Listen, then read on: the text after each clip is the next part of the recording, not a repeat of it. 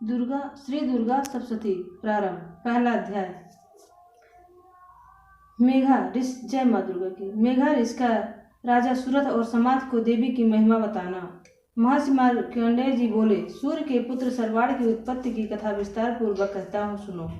सर्वाड़ महामाया की कृपा से जिस प्रकार मंथवर में स्वामी हुए थे उसका भी हाल सुनो। पहले स्वरोचित नामक मंथवर में चैत्रवंशी सूरत नाम के एक राजा थे। सारी पृथ्वी पर उनका राज था। वह प्रजा को अपने पुत्र के समान मानते थे, तो भी कोला विध्वंसी राजा उनके शत्रु बन गए। दुष्टों को दंड देने वाले राजा सूरत की उनके साथ लड़ाई हुई। कोला विध्वंसियों की संख्या में कम होने पर भी राजा सूरत युद्ध में हार गए।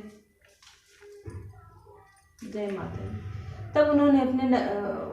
तब वह अपने नगर में आ गए। केवल अपने देश का राज्य भी उनके पास रह गया और वह उसी देश के राजा होकर राज्य करने लगे। किंतु उनके शत्रुओं ने उन पर वहां भी आक्रमण किया। राजा को बलहीन देखकर उनके दुष्टों मंत्रियों ने राजा की सेना और खजाना अपने बस में कर लिया। राजा सूरत अपने राज्याधिकार को हार कर शिकार खेलने के बहाने घोड़े पर सवार होकर वहां से एक भयंकर वन की ओर चले गए। उस वन में उन्होंने महर्षि मेघा का आश्रम देखा। वहां महर्षि मेघा अपने शिष्यों तथा मुनियों से सुशोभित बैठे हुए थे और वहां कितने ही हिंसक जीव परम शांति भाव से रहते थे। राजा सूरत ने महर्षि मेघा को प्रणाम किया और महर्षि ने भी उनका उचित सत्कार किया। राजा सूरत महर्षि के आश्रम में कुछ समय तक ठहरे। अपने नगर की ममता के आकर्षक से राजा अपने मन में सोचने लगे, पूर्व काल में पूर्वजों ने जिस नगर का पालन किया था वह आज मेरे हाथ से निकल गया है। मेरे दुष्ट एवं दुरात्मा मंत्री मेरे नगर की अब धर्म से रक्षा कर रहे होंगे या नहीं। मेरा प्रधान हाथी जो सदा मत की वर्षा करने वाला था और सूरवीर था, मेरे बैरियों के बस में होकर न जाने क्या क्या दुख भोग रहा होगा। मेरे आज्ञाकारी नौकर जो मेरी कृपा से धन और भोजन पर सदैव सुखी रहते थे और मेरे पीछे चलते थे, वह अब निश्चय ही दुष्ट राजाओं का अनुसरण करते होंगे और मेरे दुष्ट एवं दुरात्मा मंत्रियों द्वारा व्यर्थ ही धन को व्यय करने से संचित किया हुआ मेरा खजाना एक दिन अवश्य खाली हो जाएगा। इस प्रकार की बहुत सी बातें सोचता हुआ राजा निरंतर दुखी रहने लगा। एक दिन राजा सूरत ने महर्षि मेघा से आश्रम से निकट एक वैश्य को देखा। राजा ने उनसे पूछा, भाई तुम कौन हो? यहाँ तुम्हारे आने का क्या कारण है और तुम मुझे शोकग्रस्त से दिखाई देते हो, इसका क्या कारण है? राजा ने के यह नम्र वचन सुनकर वैश्य ने महाराज सूरत को प्रणाम करके कहा, राजन, मेरा नाम समाधि है। मैं धनियों के कुल में उत्पन्न एक वैश्य हूँ। मेरे दुष्ट स्त्री पुत्रादिकों ने लोभ में मेरा सब धन छीन लिया है और मुझे घर में निकाल दिया है। मैं इस तरह से दुखी होकर इस वन में चला आया हूँ और यहाँ रहता हुआ मैं इस बात को भी नहीं जानता कि अब घर में इस समय कुशल है या नहीं। यहाँ मैं अपने परिवार का आचरण संबंधी कोई समाचार भी नहीं पा सकता कि वह घर में इस समय कुशल पूर्वक है या नहीं। मैं अपने शत्रुओं के संबंध में भी नहीं जानता कि वह सदाचारी है या दुराचार में फंसे हुए हैं। राजा बोले, जिन धन के लोभी स्त्री पुत्रों ने तुम्हें घर से निकाल दिया है, फिर भी तुम्हारा चित्त उनमें क्यों प्रेम करता है? वैश्य ने कहा, मेरे विषय में आपका ऐसा कहना ठीक है, किंतु मेरा मन इतना कठोर नहीं है। यद्यपि उन्होंने धन के लोभ में पड़कर प्रीति स्नेह को त्याग कर मुझे घर से निकाल दिया है, तो भी मेरे मन में उनके लिए कठोरता नहीं आती। हे महामते, मेरा मन फिर भी उनमें क्यों फंसा हुआ है? इस बात को जानता हुआ भी मैं नहीं जान रहा मेरा चित्त उनके लिए दुखी क्यों है। मैं उनके लिए लंबी लंबी सांसें ले रहा हूँ। उन लोगों में प्रेम नाम को भी नहीं है, फिर भी ऐसे निस्नेहियों के लिए मेरा हृदय कठोर नहीं होता। महर्षि मार्कंडेय जी बोले, हे ब्राह्मण। इसके पश्चात महाराजा सूरत और वह वैश्य दोनों महर्षि मेघा के समीप गए और उन्होंने साथ साथ यथा योग्य न्याय संभाषण करके दोनों ने वार्ता आरंभ की। राजा बोले, हे भगवान, मैं आपसे एक बात पूछना चाहता हूँ, जो आप कृपा करके मुझे बताइए। मेरा मन मेरे अधीन नहीं है, इससे मैं बहुत दुखी हूँ। राज्य धनाधिक की चिंता अभी भी मुझ में बनी हुई है और मेरी यह ममता ज्ञानियों की तरह बढ़ती ही जा रही है और यह समाधि नामक वैश्य भी अपने घर में अपमानित होकर आया है। इसके स्वजनों ने भी त्याग दिया है। स्वजनों से त्यागा हुआ भी यह हार्दिक प्रेम रखता है। इस तरह हम दोनों दुखी हैं। हे महाभाग, उन लोगों के अवगुणों को देखकर भी हम दोनों के मनों में उनके लिए ममता जनित आकर्षण उत्पन्न हो रहा है। हमारे ज्ञान रहते हुए भी ऐसा क्यों है? अज्ञानी मनुष्यों की तरह हम दोनों यह मूर्खता क्यों है? महर्षि ने कहा, विषम मार्ग का ज्ञान सब जंतुओं को है। सबों के लिए विषय पृथक पृथक होते हुए कुछ प्राणी दिन में नहीं देखते और कुछ रात को, परंतु कोई जीव ऐसे हैं जो दिन और रात दोनों देख सकते हैं। सत्य है कि मनुष्य में ज्ञान प्रधान है, किंतु केवल मनुष्य ही ज्ञानी नहीं होता। पशु पक्षी आदि भी ज्ञान रखते हैं। जैसे यह पशु पक्षी ज्ञानी है, वैसे ही मनुष्य का ज्ञान है, और जो ज्ञान मनुष्यों में है वैसे ही पशु पक्षियों में है, तथा अन्य बातें भी दोनों में एक जैसी पाई जाती हैं। ज्ञान होने पर भी इन पक्षियों की ओर देखो, अपने भूख से पीड़ित बच्चों की चोंच में कितने प्रेम से अन्न के दाने डालते हैं। हे राजन, ऐसा भी प्रेम मनुष्यों में अपनी संतान के प्रति पाया जाता है। लोभ के कारण अपने उपकार का बदला पाने के लिए मनुष्य पुत्रों की इच्छा करते हैं और इस प्रकार मोह के गड्ढे में गिरा करते हैं। भगवान श्री हरि की जो माया है, उसी से यह संसार मोहित हो रहा है। इसमें आश्चर्य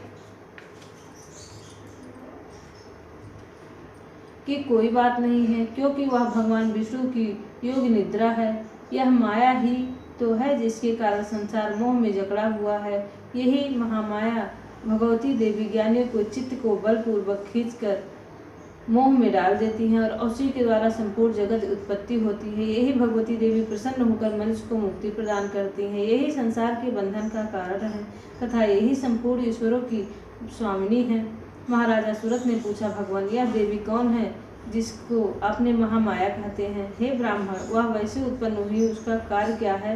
इसके चरित्र कौन कौन से हैं? प्रभु, उसका जैसा प्रभाव हो, जैसा स्वरूप हो, वह कृपा करके मुझे कहिए, मैं आपसे सुनना चाहता हूँ। महर्षि मेघा बोले, राजन, वह देवी तो नित्य स्वरूपा है। वह देवी तो नित्य स्वरूपा है, उनके द्वारा यह संसार रचा गया है। तब भी उनकी उत्पत्ति अनेक प्रकार से होती है, वह सब आप सुनो। वह देवताओं का कार्य सिद्ध करने के लिए प्रकट होती हैं। उस समय जहाँ उत्पन्न हुई कहलाई हैं। संसार को जलमय करके जब भगवान विष्णु योग निद्रा का आश्रय लेकर शेष शैया पर सो रहे थे, तब मधुकैटभ नाम के दो असुर उनके कानों के मैल से उत्पन्न हुए और वह श्री ब्रह्मा जी को मारने के लिए तैयार हो गए। श्री ब्रह्मा जी ने जब दोनों को अपनी ओर आते देखा और यह भी देखा कि भगवान विष्णु योग निद्रा का आश्रय लेकर सो रहे हैं, तो वह उस समय श्री भगवान के जगाने के लिए उनके नेत्रों में निवास करने वाली योग निद्रा की स्तुति करने लगे। श्री ब्रह्मा जी ने कहा, हे देवी, तुम ही स्वाहा, तुम ही स्वधा और तुम ही वषट्कार हो। स्वर भी तुम्हारा ही स्वरूप है। तुम ही जीवन देने वाली सुधा हो। नित्य अक्षर प्रणव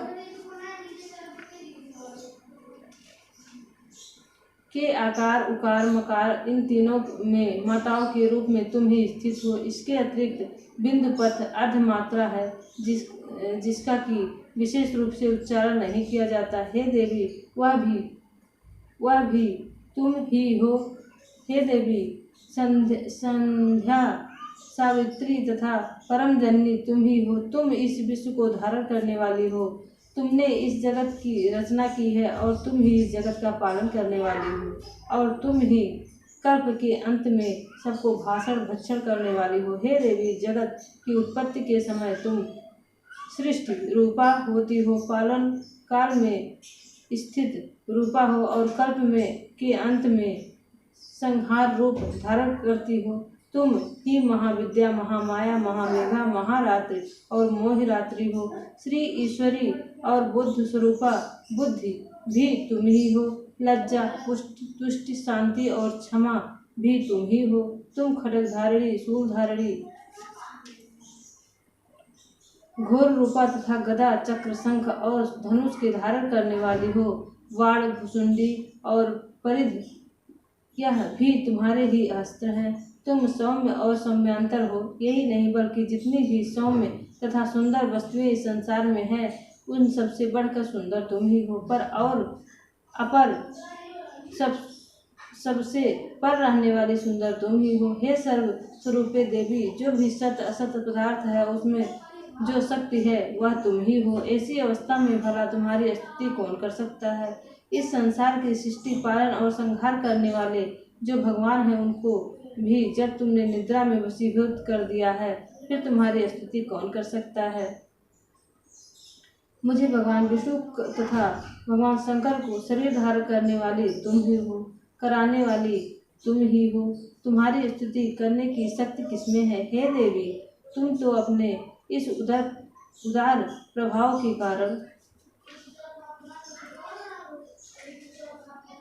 ही प्रशंसनीय हो। मद और कैटभ, जो कि भयंकर असुर हैं, उन्हें तो मोह में डाल दो। श्री हरि भगवान विष्णु को भी जल्दी जगा दो और उनसे उनको मार डालने की बुद्धि और उत्पन्न कर दो। महर्षि मेघा बोले, राजन, जब श्री ब्रह्मा जी ने देवी के इस प्रकार स्तुति करके भगवान को जगाने तथा मद और कैटभ को मारने के लिए कहा, तो वह भगवान विष्णु के नेत्र, मुख, नासिका, बाहु, हृदय, वक्षस्थल से निकल श्री ब्रह्मा जी के सामने खड़ी हो गई।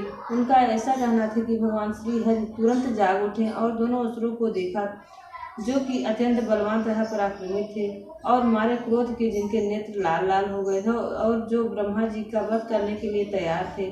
तब क्रुद्ध होकर उन दोनों दुरात्माओं असुरों के साथ भगवान श्री हरि पूरे 5000 वर्ष तक लड़ते रहे। पूरे 5000 वर्ष तक लड़ते रहे। एक तो वह अत्यंत बलवान तथा पराक्रमी थे, दूसरे महामाया ने भी उन्हें मोह में डाल रखा था। अतः वह श्री भगवान से कहने लगे, हम दोनों तुम्हारी वीरता से अत्यंत प्रसन्न हैं, तुम हमें कोई वर मांगो। भगवान ने कहा, यदि तुम मुझ पर प्रसन्न हो तो अब तुम मेरे हाथों से मर जाओ। बस इतना सा ही वर मैं तुमसे मांगता हूँ। अब दूसरे वर का क्या प्रयोजन है। महर्षि मेघा बोले, इस तरह से जब वह धोखे में आ गए और अपने चारों ओर जल ही जल देखा, तो भगवान श्री हरि से कहने लगे, जहाँ पर जल ना हो, सूखी जमीन हो, उसी जगह पर हमारा वध कीजिए। महर्षि मेघा कहते हैं, तथास्तु कहकर भगवान श्री हरि ने उन दोनों को अपनी जांघ पर बिठाकर उन दोनों के सिर काट डाले। इस तरह से यह देवी श्री ब्रह्मा जी की स्तुति करने पर प्रकट हुई थी। अब तुम उनके प्रभाव का वर्णन करता हूँ, सुनो। पहला पाठ समाप्त। जय माता की, जय माता की, जय माता की।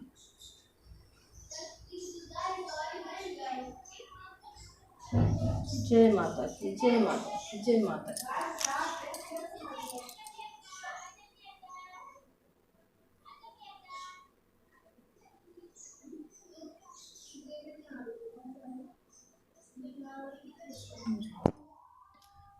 श्री दुर्गा सप्तशती प्रारंभ। पहला अध्याय। मेघा ऋष। जय माँ दुर्गा की। मेघा ऋष का राजा सूरत और समाज को देवी की महिमा बताना। महर्षि मार्कंडेय जी बोले, सूर्य के पुत्र सर्वाड़ की उत्पत्ति की कथा विस्तार पूर्वक कहता हूँ, सुनो। सर्वाड़ महामाया की कृपा से जिस प्रकार मंथवर में स्वामी हुए थे, उसका भी हाल सुनो। पहले स्वरोचित नामक मंथवर में चैत्रवंशी सूरत नाम के एक राजा थे। सारी पृथ्वी पर उनका राज था। वह प्रजा को अपने पुत्र के समान मानते थे, तो भी कोला विध्वंसी राजा उनके शत्रु बन गए। दुष्टों को दंड देने वाले राजा सूरत की उनके साथ लड़ाई हुई। कोला विध्वंसियों की संख्या में कम होने पर भी राजा सूरत युद्ध में हार गए। जय माता।